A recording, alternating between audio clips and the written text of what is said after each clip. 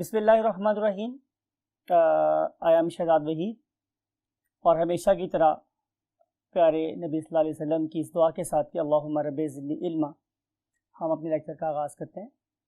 और इसमें हस्बे वादा आपके साथ जो बाकी 3 क्लासेस थी प्लांट लाइक प्रोटिस्ट उनको हम पढ़ने वाले हैं। और इस मकसद के लिए without wasting any moment let's move to the whiteboard. जी my dear students, we have already discussed 3 classes of plant-like protists: euglenoids, dinoflagellates, and then diatoms. And today we want to discuss brown algae, red algae, and the green algae. और you know very well कि मेरी ख्वाहिश ये होती है कि मैं आपको बुक के पैटर्न पे, बुक के मुताबिक लेके चल रहा हूँ ताकि आपको पढ़ने में आसानी हो। तो इसीलिए हम आज सबसे पहले स्टार्ट कर रहे हैं क्या, brown algae. So we are going to write the heading of what, brown algae. अब ये जो ग्रुप है स्टूडेंट्स एल्गे का, आपकी बुक में सबसे पहले इसके बारे में जो बात लिखी हुई है वो है क्या, कॉमन नेम। हम इन्हें आमतौर पर स्टूडेंट्स स्कैल्प्स के नाम से जानते हैं। किस नाम से जानते हैं? कैल्प्स। लेकिन अगर मैं कैल्प का आप लोगों को एक बड़ा इंटरेस्टिंग फीचर बताऊं तो वो ये है कि ये बहुत बड़े साइज के भी हो सकते हैं। व्हेनेवर आई से बहुत बड़े साइज, इसका मतलब है कि दे मे बी मीटर्स लॉन्ग। इसीलिए हम एल्गे के इन्हें जाइंट्स बोलते हैं। Mean to say they are giants of algae. ये तो एल्गी के जॉइंट्स हैं, राइट। जॉइंट्स का मतलब है स्टूडेंट्स बहुत बड़े बड़े ऑर्गेनिज्म। जॉइंट्स मीन बड़े जानदार, बड़े साइज के जानदार। जैसे कि आपने डायनासोर का नाम रखा सुना होगा, तो डायनासोर भी बड़े जायंट ऑर्गेनिजम्स। अब अगर हम इनके साइज की बात करें तो सारे ऑर्गेनिज्म इनके जायंट नहीं है। ये फ्यू सेंटीमीटर से लेकर ये 75 मीटर्स तक लॉन्ग हो सकते हैं। 75 मीटर्स तक लॉन्ग। तो जाहिर है एक ऐसा ऑर्गेनिज्म जो माइक्रोस्कोप से नजर नहीं आ रहा, उसका अगर साइज 75 मीटर लॉन्ग हो गया तो जाहिर है they should be called as what, giants. तो हमने अब तक स्टूडेंट्स से कॉमन नेम को डिस्कस कर लिया है, हमने इनके साइज को डिस्कस कर लिया है। अब आपकी बुक में क्या गिवन है, इसकी एग्जाम्पल। तो जो एग्जाम्पल है that is laminaria. Example is laminaria, right. और जैसे मैंने पहले बोला कि it is an example of what, kelps. अगर हम इनकी शेप की बात करें, शेप वाइज, तो शेप के लिहाज से स्टूडेंट्स इनकी शेप, मैं पर्टिकुलरली जाइंट एल्गे की बात कर रहा हूं, इनकी शेप किसी प्लांट बॉडी से रिजेंबल की जा सकती। क्यों? कि जैसे आपको देखा मैंने यहां पे लिखा हुआ है कि किसी भी एक प्लांट बॉडी में भी क्या हो सकता है, रूट, स्टेम और लीफ। तो यहां पर भी हम इसकी बॉडी को 3 पार्ट्स में डिवाइड कर सकते हैं, राइट। रूट लाइक चीज, यानी कि आपको पता है कि रूट का काम भी पौधे को जमीन में गाड़ना होता है। तो वो वाला ऑर्गन जो इन कैल्प्स को किसी रॉक से, किसी सी शोर से अटैच करने के काम आएगा, उसे हम नाम देते हैं व्हाट, होल्ड फास्ट। उस पर्टिकुलर चीज को देखें तो हम उसे क्या बोलते हैं, होल्ड फास्ट। क्या मतलब है कि इन ऑर्गेनिज्म को जमीन पे या किसी रॉक के ऊपर जोर से पकड़े रहने वाली चीज का नाम है होल्ड फास्ट। फिर उसके बाद इसका एक स्टेम लाइक पार्ट है और इस स्टेम लाइक पार्ट को हम स्टाइप बोलते हैं। और इसका कोई लीफ लाइक पार्ट है, लीफ लाइक, और उस लीफ लाइक पार्ट को हम बोलते हैं स्टूडेंट ब्लेड। राइट। तो ब्लेड, स्टाइप और holdfast, they are analogous to the root, stem and leaf of a organism. Now we want to discuss the last point, and the last point is habitat. कि अगर आपने किसी kelp से मुलाकात करनी हो या आपने उससे मिलने जाना हो स्टूडेंट्स, तो आपकी मुलाकात कैल्प से कहाँ हो सकती है? तो आंसर इज कि you have to go to an ocean, and definitely ocean of a colder region, cooler region. हम चूंकि ऑलमोस्ट इक्वेटर के पास है, तो हमारा जो जोन है वो कूलर रीजन में नहीं शुमार होगा।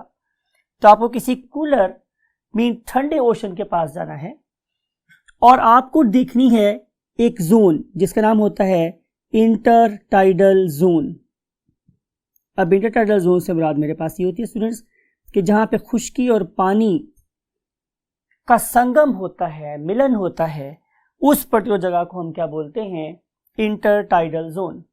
तो you have to find intertidal zone. इसके लिए आप लोगों के सामने ये इमेज भी लगाया हुआ है, और आप इस इंटरटाइडल जोन में ये फ्लोट करते हुए कैल्प्स को भी देख सकते हैं। अब हम मूव कर रहे हैं नेक्स्ट क्लास की तरफ, and that is called as the red algae, right. हम रेड को लिख बैठे हैं ब्लैक से, तो ब्लैक से लिखेंगे स्टूडेंट्स रेड एल्गी।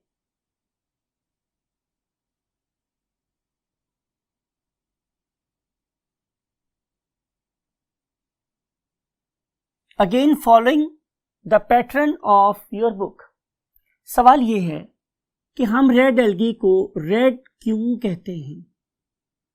अगर आप लोगों को आज से एक लेक्चर पहले मींस लेक्चर नंबर 3 का एंड याद हो, तो आप उसके एंड पे हम लोगों ने एक टेबल डिस्कस किया था, और उस टेबल में हम लोगों ने कुछ पिगमेंट्स पढ़े थे। उस वक्त मैंने एक नाम बोला था, आपको याद होगा, उसका नाम था phycoerythrin. Phycoerythrin, phycoerythrin. So this very pigment it imparts, ये देता है क्या? Red colour to the algae, और इसी वजह से हम इसे क्या बोलते हैं? Red algae. Then we want to discuss its cellularity. तो इसका आंसर ये है स्टूडेंट्स कि ये होते हैं multicellular. These organisms are multicellular, right, consisting of many cells. और अगर आप इनमें पिगमेंट्स की बात करें तो जाहिर है इसमें क्लोरोफिल ए भी शामिल है, जो एक एक्टिव इंग्रेडिएंट है फोटोसिंथेसिस के लिए, और प्लस इसके अंदर फाइकोएरिथ्रिन शामिल है।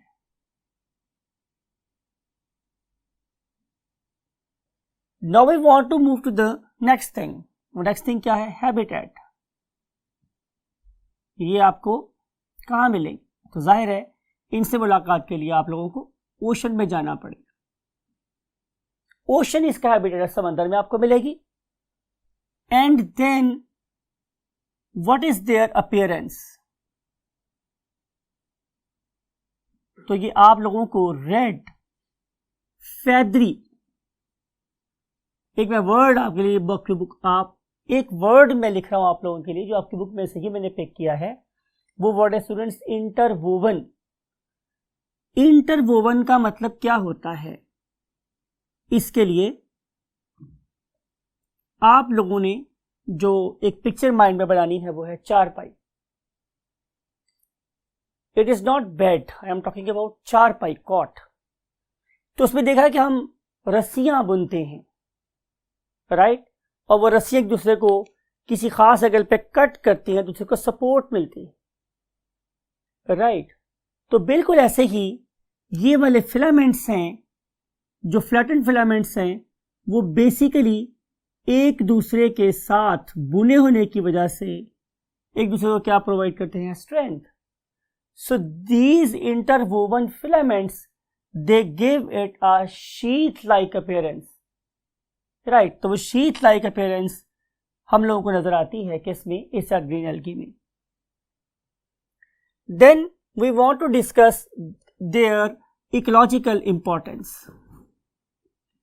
तो इकोलॉजिकल इंपॉर्टेंस स्टूडेंट्स ये है कि ये बड़ी ज़बरदस्त किस्म की एल्गी है, क्योंकि इनमें एक यूनिक प्रॉपर्टी है.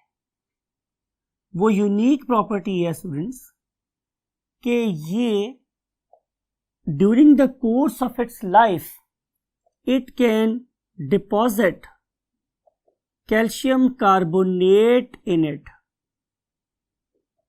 अल्लाह ताला ने इसे खूबी दी है कि वह कैल्शियम कार्बोनेट को अपने अंदर डिपॉजिट कर सकती है.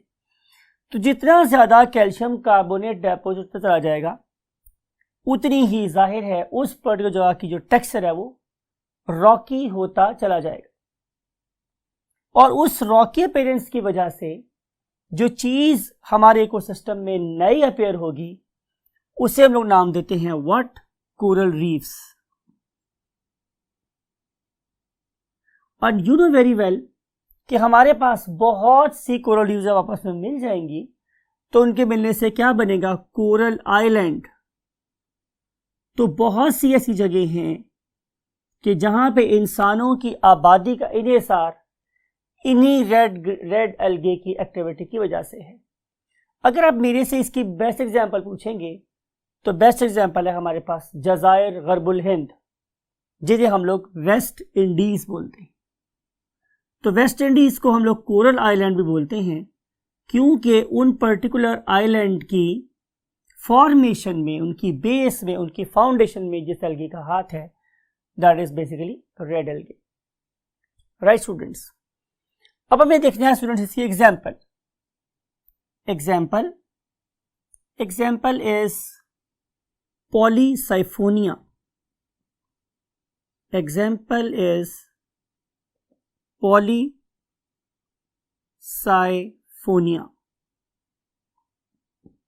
Look at this diagram, look at this figure. इस फिगर में आप लोगों को यही रेड कलर की स्पीशीज पॉलीसाइफोनिया नजर आ रही. And now we want to move to the last column. और इस लास्ट कॉलम में हमने पढ़नी है स्टूडेंट्स क्या? Green algae. We want to start the next class. Next class is green algae. और हस्बे आदत मैं कॉन्सेप्चुअल बेसिस पे आपको पूछूंगा कि why its colour is green. तो yes, you are perfectly alright students कि डेफिनेटली इसके पास क्लोरोफिल ए प्रेजेंट है. तो यू नो कि जिस ऑर्गेनिज्म के पास भी क्लोरोफिल ए और बी प्रेजेंट हो जाहिर है उसका कलर कैसा हो जाएगा? ग्रीन. अगर आप इन ऑर्गेनिज्म की as per the sequence of your book बात की जाए तो अगर हम इन ऑर्गेनिज्म की सेल्यूलैरिटी की बात करें कि ये कितने सेल्स पे मुश्तमिल है तो आप बताएंगे कि ये यूनिसेलुलर भी हो सकते हैं. राइट. ये कॉलोनियल भी हो सकते हैं. मीन टू से कि ये आपस में मिलकर एक कॉलोनी बना ले बस. और दे कैन बी फिलामेंटस. ये फिलामेंटस भी हो सकते हैं. और इस वाले केस में we will consider them as what? Multicellular. Right students, अब हम देखेंगे कि what information we may have about their nutrition. तो कॉमन सेंस है स्टूडेंट्स कि अगर इनके पास क्लोरोफिल ए और बी है तो they will be photoautotrophs. Photoautotroph का मतलब है कि ये अपनी फूड खुद बनाएंगे with the help of light. तो टर्म यूज करेंगे photoautotroph. Right. Then we want to see the pigments. वो डिस्कस हम लोग ऑलरेडी कर चुके हैं. अब अगला सवाल बड़ा इंपॉर्टेंट है कि अगर इन ऑर्गेनिज्म ने फोटोसिंथेसिस कर ली और फोटोसिंथेसिस में जो अमाउंट ऑफ न्यूट्रिएंट्स प्रोड्यूस हुए अगर वो जरूरत से ज्यादा थे तो वो किस फॉर्म में स्टोर होंगे. तो उसके लिए हमने टॉपिक लिखा हुआ यहाँ पे एक वर्ड स्टोरेज. तो हम इसको प्रॉपर यहाँ टिक लगाएंगे और लिखते हैं स्टोरेज. तो आंसर इज कि इनकी स्टोरेज है किस फॉर्म में? In the form of starch. In the form of starch. तो ये स्टार्च की फॉर्म में एक्सेसिव न्यूट्रिएंट्स को स्टोर कर लेंगे. देन अब यहाँ से आपने ज़रा बातों को गौर से सुनना है, बिकॉज के इसका ताल्लुक इस पर्टिकुलर क्लास के एवोल्यूशनरी रोल के अंदर है। एक आपने पहला पॉइंट क्या गौर किया कि अगर मैं इनकी स्टोरेज की बात करूं तो स्टोरेज किस फॉर्म में स्टूडेंट्स? स्टार्च की फॉर्म में। ये हुई हमारे पास नंबर 1 बात। और नंबर 2 बात क्या है कि अगर मैं इसकी सेल वॉल को देखूं तो इसकी सेल वॉल सेलुलोज की बनी हुई है। किसकी बनी हुई है स्टूडेंट्स? सेलुलोज की। तो आपको इस बात का भी अंदाजा है कि अगर आप मॉडर्न प्लांट्स को देखें तो उनकी सेल वॉल भी कैसी बनी हुई है? सेलुलोज की। 2 सिमिलैरिटीज हो गई। फिर एक सिमिलैरिटी हम यहां पे ऑलरेडी पढ़ चुके हैं कि क्लोरोफिल ए और बी की जो प्रेजेंस है ये एक थर्ड सिमिलैरिटी है, राइट। तो इतनी सिमिलैरिटी स्टडी करने के बाद भी स्टूडेंट्स हमें चैन नहीं आया, तो हम लोगों ने एक लेटेस्ट टेक्निक यूज की जिसे हम बोलते हैं आरएनए सीक्वेंसेस। अब इस आरएनए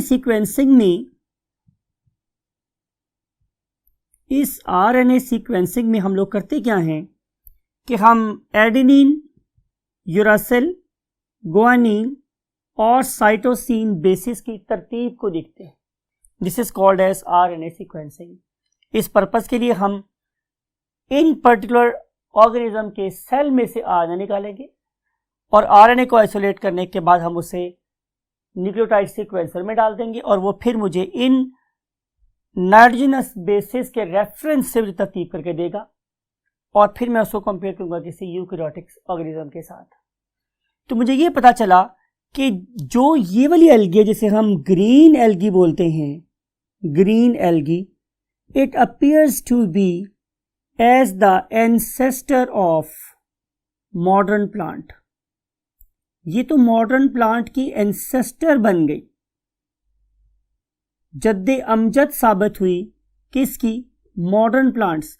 जद्दे अमजद, एंसेस्टर, यानी कि इनके आबाओ अजदाद साबित हुए। जद्दे अमजद, आबाओ अजदाद साबित हुए।